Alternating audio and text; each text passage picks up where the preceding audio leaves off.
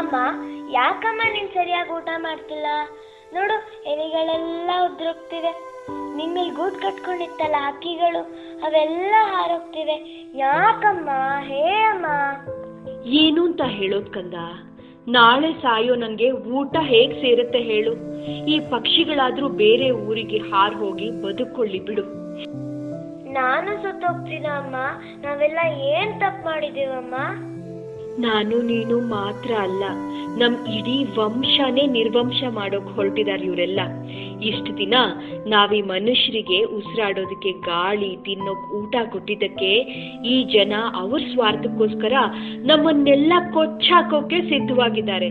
ಕೊನೆಗೆ ಇವ್ರು ಹಾಳಾಗೋ ದಿನಗಳು ದೂರ ಇಲ್ಲ ಕಂದ. ಇಲ್ಲ ಇಲ್ಲ, ನನ್ ಪ್ರಾಣ ಕೊಟ್ಟಾದ್ರೂ ನಿಮ್ಮನ್ನ ಉಳಿಸ್ತೀನಿ.